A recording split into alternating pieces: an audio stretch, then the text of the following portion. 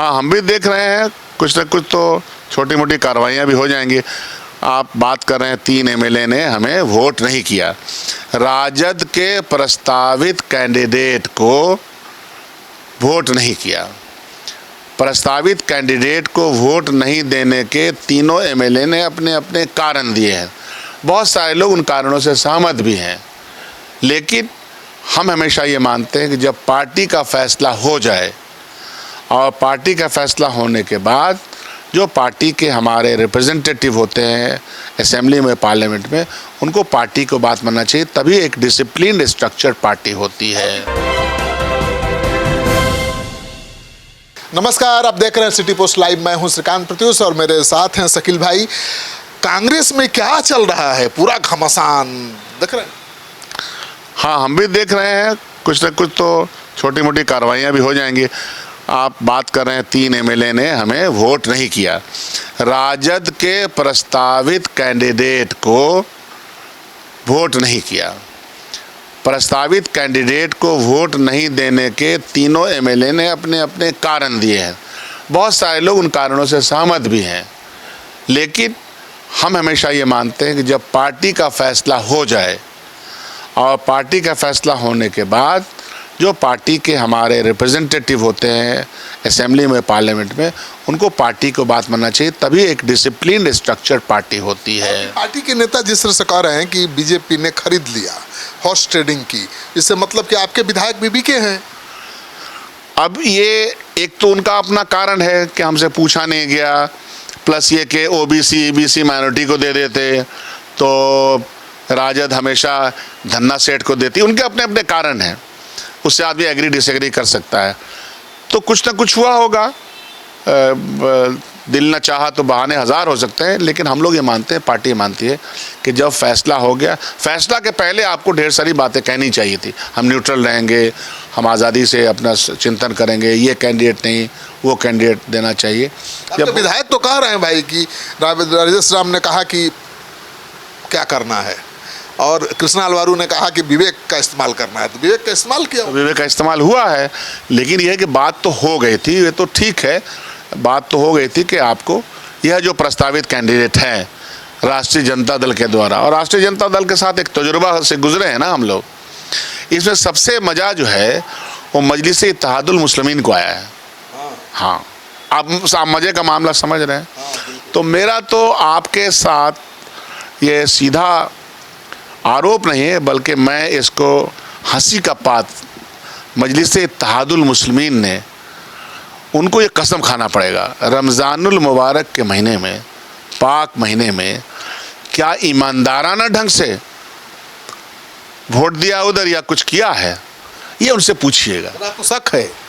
ना, हमको शक है तो इनसे खाली पूछिएगा कि शकील अहमद कह रहे थे कि रमज़ान के पाक महीने में आपने जो ये वोट दिया तो इसके कारण क्या क्या रहे हैं। मैं उतना बोलूँगा नहीं। आप आरोप लगा रहे हैं कि ले दे करके वोट दिया है। अब ये तो नहीं, उनको तो कसम खाना पड़ेगा।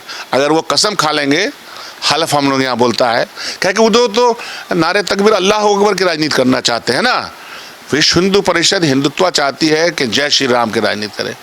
दोनों नारों से मुझे न राम जी से प्रॉब्लम है, न अल्लाह अकबर से प्रॉब्लम है, लेकिन ये राजनीतिक नारे नहीं लगने चाहिए।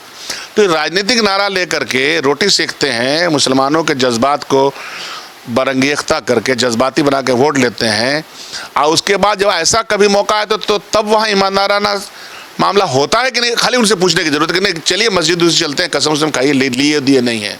लिए दिए भी हैं तो घुटने पर तो ला दिया ना तेजस्वी यादव को। हाँ, घुटने पे तो आजकल कौन कैसे आता है वो हमको मालूम है। मेरा सिर्फ यही है कि जो लोग प्रोफेस करते हैं उसको चरितार्थ भी करना चाहिए। तो ये तो एमआईएम के ऊपर है हमारा है। एमआईएम में किया नहीं। हाँ, एमआईएम ने जो होना चाहिए कि ईमानदारी से करना चाहिए, दिखता तो है कि ईमानदारी से गए, सपोर्ट कर दिए। सपोर्ट के पहले आप देखिए शर्तें क्या थी। हाँ, और दिन क्या हुआ, वो बात तो पूछने की आवश्यकता, खोजिए, आप लोग खोजिए, उनके एमएलए सबसे पूछिए, सबको तो हम लोग जानबे करते हैं भाई। ये तो कहता है ना लोग कि जो टिकट देते हैं अख्तर रहमान साहब, वो कैसे देते हैं।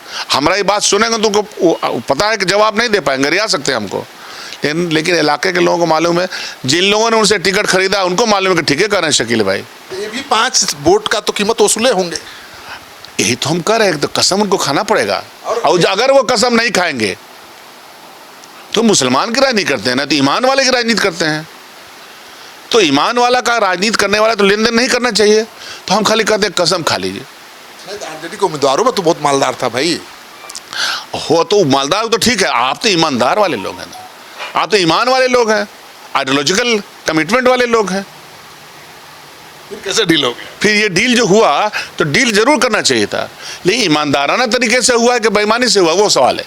अच्छा जी, आपके पार्टी में भी एक तरफ अखिलेश गुट है, एक तरफ आप लोगों का गुट है, ये क्या है? ना कोई गुट नहीं है, साटा नहीं लेना चाहिए।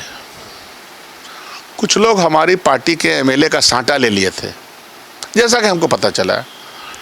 कुछ लोग हैं साटा लेते हैं कि छोड़िए ना, हम आखिरी दम तक जो सो कांग्रेस के एमएलए का टिकट दिलवा देंगे। तो ये बात बोलने वाले लोग भी हैं, ये हैं, नाम नहीं लेना चाहता हूँ, लेकिन ऐसे लोग हैं, चलिए हम दिलवा देते हैं। तो ये साटा लेते हैं। ये साटा राजद से ले लिया होगा, ये साटा जो बेचारे कैंडिडेट खड़ा हुए हैं, हमारा मन होता है कि उनसे भी पूछें कि इसमें क्या नुकसान फायदा हुआ। बड़े आदमी हैं तो नुकसान फायदा नाम लेने में क्यों डॉक्टर अखिलेश प्रसाद की तरफ से आ रहा है आपका? हम नहीं लेते हैं।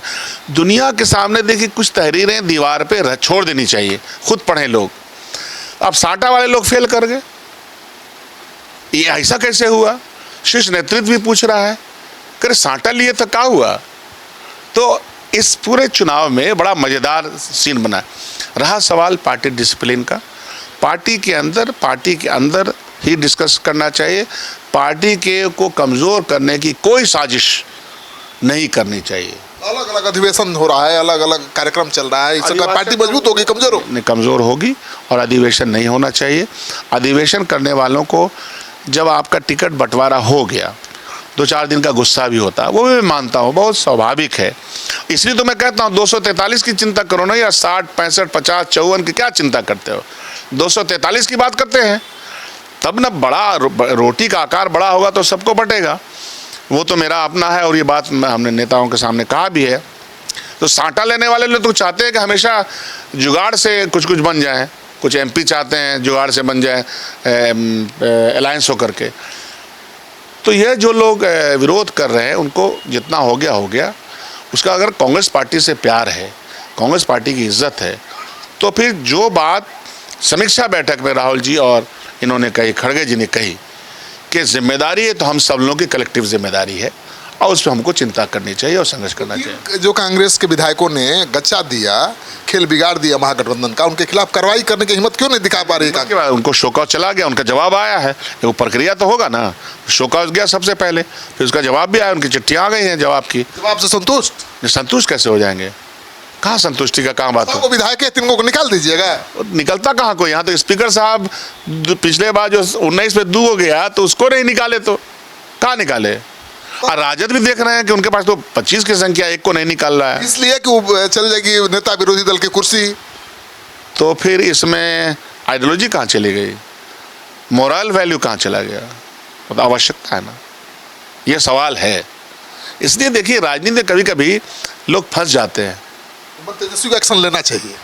क्यों नहीं लेना चाहिए? क्यों नहीं लेना चाहिए? उसी खतरे में है ना नेता विरोधी दल। उसी जाए इधर से उधर, छोड़िए, प्रिंसिपल स्टैंड होना ही चाहिए। उससे फायदा होता है राजनीतिक? बिल्कुल होता है, मैसेज जाता, बिल्कुल मैसेज जाता है, क्यों नहीं जाएगा? तो वो हिम्मत नहीं दिखा पा रहे तेजस्वी। नहीं, अब वो क्या है उनकी पार्टी में क्या चल रहा हमको सही नहीं मालूम है। हम अपनी पार्टी को एक सही रास्ता पे, अकेले रास्ते पे चाहते हैं कि चले। तेजस्वी के नेतृत्व में अगला चुनाव भी कांग्रेस लड़ेगी क्या? मन नहीं करता है, ये फैसला भी कांग्रेस शीर्ष नेतृत्व को करना होता है। लेकिन इस बार मैंने कहा, समीक्षात्मक बैठक में तमाम लड़ने वाले एमएलए ने यह जाके कहा, तमाम जिला अध्यक्षों ने कहा कि जिस काम का फ़ायदा नहीं, 20 साल से हम लगे हुए हैं साथ में, फ़ायदा नहीं होता है, बेइज्जती बर्दाश्त करते हैं, सामंजस्य नहीं बन पाता है, तो फिर हमको अकेली राह अपनानी चाहिए। और शीर्ष नेतृत्व ने इस पर ना नहीं कहा, इस सुझाव पे, तो हम उस बात को कहते हैं। और उम्मीद है? क्यों नहीं उम्मीद है? उम्मीद बना के रखना चाहिए। 243 का खेल खुद करना चाहिए। चलिए, तो शकील भाई ने एक बड़ा राज खोल दिया है कि कांग्रेस पार्टी में लगभग सहमति बन गई है कि भाई अपने दमखम पर अगला चुनाव लड़ना है। अब औपचारिक ऐलान तो आला कमान ही करेगा। आप क्या सोचते हैं? कमेंट बॉक्स में जाइए, अपना कमेंट जरूर लिखिए और इस वीडियो को खूब शेयर करिए ताकि पता चले कि बिहार कांग्रेस के क्या हाल है।